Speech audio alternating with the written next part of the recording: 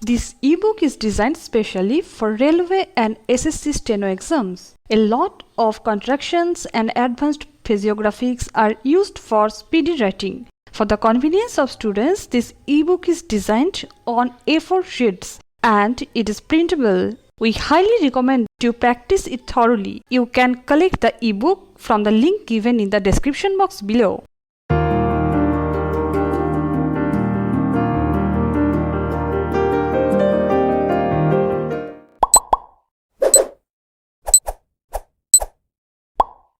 The accused showed abnormality and acted violently towards the members of his neighborhood.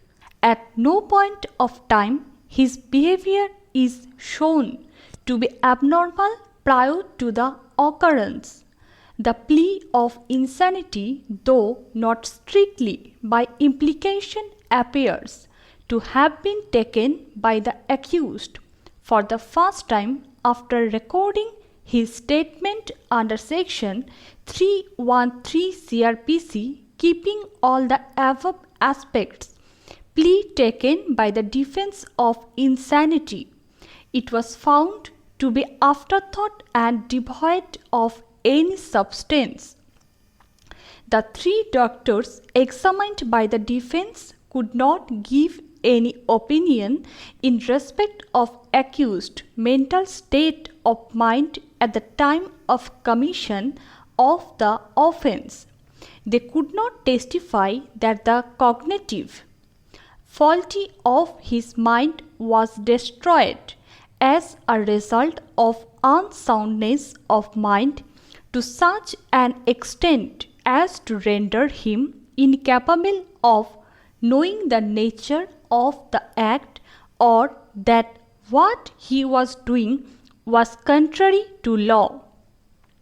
For the above stated reasons, the learned Sessions Judge found the accused to be guilty of offence under section 302 IPC and thereby convicted followed.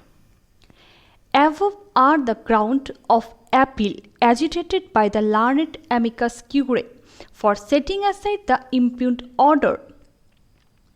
The reasons and findings recorded by the learned district judge, as indicated above, is not in conformity with the evidences placed before the court. Therefore, the plea that the impugned order be set aside.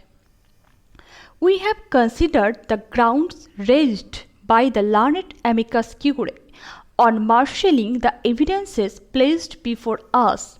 There can be no doubt that the accused is guilty of the offence of murder.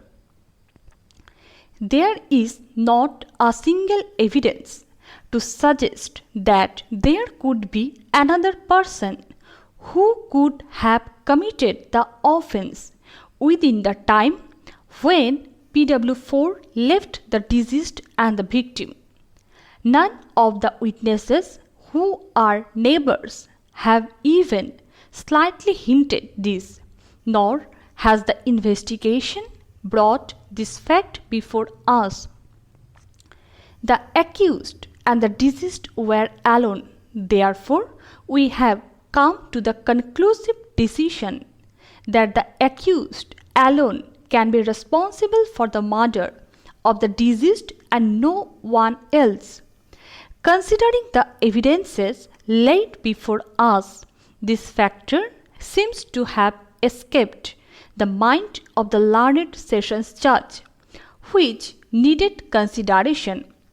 All the statements made by the close relatives and neighbors who testified that the accused was suffering from insanity prior to his committing of the offence.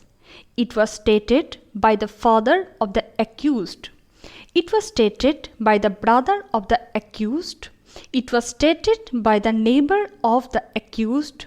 It was stated by the PDP secretary, PW2 of the locality, who is a responsible person, and it was also stated by PW5, who is from their village.